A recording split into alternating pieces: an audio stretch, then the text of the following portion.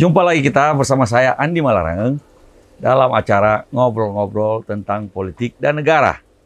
Kali ini saya masih ingin meneruskan diskusi kita tentang gonjang-ganjing politik di negeri jiran kita, Malaysia. Baru-baru ini, hari Senin yang lalu, tanggal 16 Agustus, Perdana Menteri Malaysia Muhyiddin Yassin mengundurkan diri, mengajukan surat pengunduran diri kepada yang di Pertuan Agung Malaysia, Raja Malaysia. Dengan pengunduran diri itu, maka Raja Malaysia nanti akan memilih siapa yang akan menggantikan Perdana Menteri Muhyiddin Yassin. Kita tahu Perdana Menteri Muhyiddin Yassin memang sedang kepepet karena sebagian dari anggota parlemen dari UMNO mengundurkan diri, menarik dukungan, menarik dukungan terhadap Perdana Menteri Muhyiddin Yassin, sehingga koalisi pemerintahan Perikatan Nasional yang dipimpin oleh Perdana Menteri Muhyiddin Yassin boleh dikata bubar, jatuh, dan Pak Muhyiddin Yassin tidak lagi didukung oleh mayoritas suara anggota parlemen di Malaysia. Memang begitu sistem parlementer. Anda hanya bisa memerintah kalau didukung oleh mayoritas anggota parlemen. Dan dukungan suara Perdana Menteri Muhyiddin Yassin tadinya memang sangat tipis sekali. Hanya 115 suara dari 222 anggota parlemen. Ketika UMNO menarik dukungannya, 11 anggota parlemen dari UMNO kemudian menarik dukungan dari jadi 115 kurangi 11 tinggal 104 dukungan. Tidak cukup untuk menjadi mayoritas. Kalau tidak mayoritas, maka dia menjadi pemerintahan minoritas namanya. Dan tidak mungkin menjalankan pemerintahan sehari-hari secara efektif, apalagi menangani soal pandemi yang sangat sekarang pun juga sedang menjadi-jadi di Malaysia. Nah, dengan demikian sekarang bola ada di tangan yang di Pertuan Agung, Raja Malaysia. Beliau akan memilih siapa di antara anggota parlemen yang dianggap bisa mengumpulkan dukungan secara mayoritas. Nah, kalau nanti Perdana Menteri bisa menentukan siapa yang menjadi Perdana Menteri baru, maka Perdana Menteri baru itu membuat Malaysia mempunyai 3 Perdana Menteri dalam 4 tahun. Bayangin, 3 Perdana Menteri dalam 4 tahun. Ada Pak Mahathir, Pak Muhyiddin Yassin, dan kemudian yang baru nanti.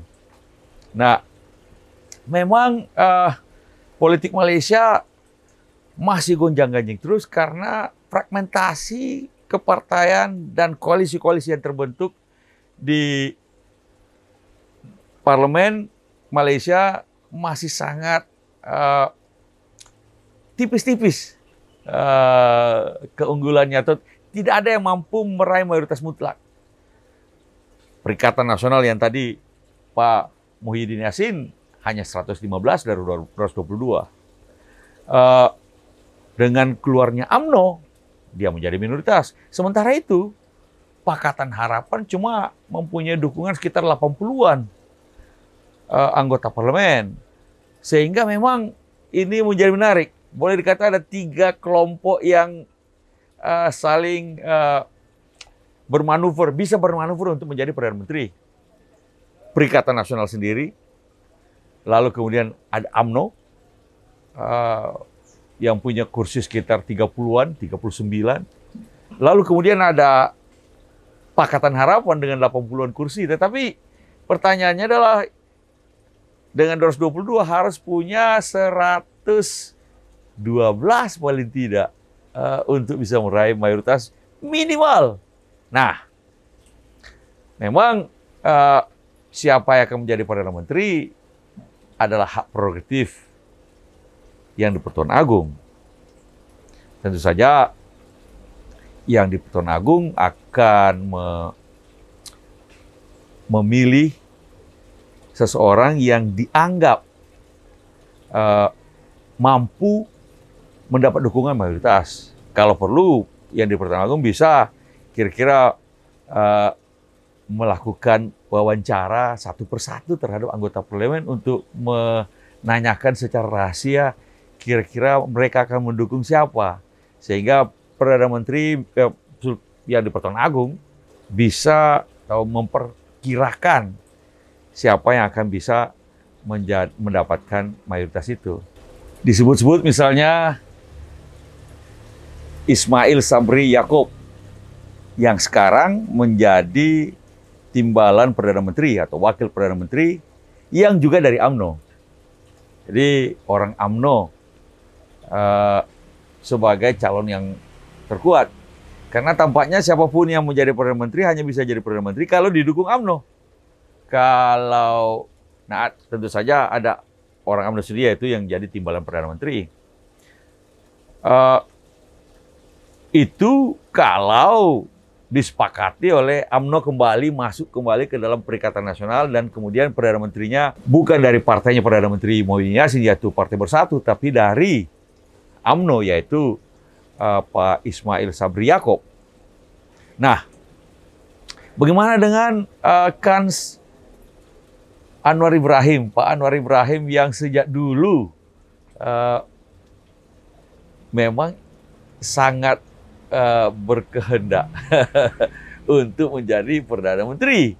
Dulu yang namanya Pak Anwar Ibrahim ini juga orang UMNO pernah menjadi wakil Perdana Menteri ketika Perdana Menterinya Mahathir Mohamad yang dulu sekali. Dan lalu kemudian mereka berpisah jalan, Pak Anwar Ibrahim masuk penjara, dan kemudian setelah keluar malah mendukung Pak Mahathir lagi, tapi kemudian tampaknya sekarang berpisah lagi. Nah, apakah Anwar Ibrahim bisa menjadi Perdana Menteri? Ini juga tergantung.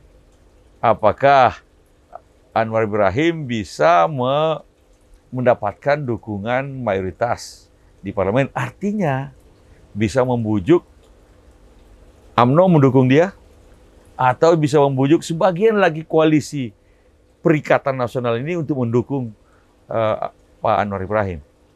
Bagaimana dengan calon lain? Banyak calon-calon lain juga beredar, bisa saja yang di Pertuan Agung menunjuk orang seperti Pak Isamuddin, atau justru menunjuk calon lain lagi misalnya, entah dari UMNO, entah dari Bersatu, atau dari Pakatan Harapan. Bisa saja. Oh, bisa juga terjadi. Kemudian kalau Perdana Menteri Muhyiddin Yassin kemudian menggunakan pengunduran ini dan pengunduran diri dan ditunjuk sebagai caretaker ini sebagai strategi buying time untuk entah bagaimana membujuk lagi UMNO dan partai lain untuk mendukungnya menjadi Perdana Menteri lagi. Bisa saja. Memang sistem parlementer agak unik karena bagaimana lobby-lobby di parlemen untuk mendapatkan dukungan mayoritas dilakukan sedemikian rupa yang sangat intens dan juga tidak jelas hasilnya bagaimana. Karena itu memang kita tunggu saja. Nah, kalau tidak ada yang bisa mendapatkan dukungan mayoritas, opsi terakhir barangkali adalah pemilu baru. Pemilu baru di mana rakyat Malaysia diberi kesempatan untuk memilih anggota parlemennya. Diharapkan dengan adanya pemilu baru, maka kita atau Malaysia bisa mendapatkan partai atau koalisi pemerintahan yang mayoritas. Artinya rakyat bisa menentukan pemerintahan mana dengan koalisi partai-partai yang mana yang layak untuk memerintah di Malaysia. Nah, ini memang model sistem parlementer yang seperti dipraktikkan di Malaysia dalam situasi semacam ini penuh dengan gonjang-ganjing, sangat kompetitif, hasilnya sulit untuk ditebak, tetapi itu memang bagian dari demokrasi dalam sistem parlementer. Jangankan rakyat kebanyakan, bisa saja yang di Pertahanan Agung pun sulit untuk menentukan yang mana yang bisa menjadi Perdana Menteri Malaysia. Kita tunggu saja siapa yang akan menjadi Perdana Menteri di Malaysia.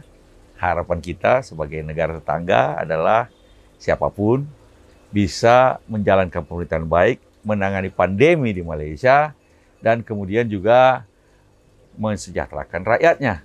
Kita tunggu saja bagaimana proses demokrasi sistem parlementer di Malaysia itu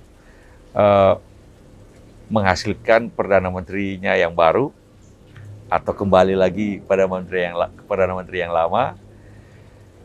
Bagi kita juga adalah yang penting siapapun yang menjadi pemimpin pemerintahan di Malaysia bisa mendapatkan dukungan yang mayoritas dan menjalankan pemerintahan yang efektif untuk menangani masalah yang memang juga menjadi masalah di mana-mana, yaitu pandemi dan ekonomi di Malaysia.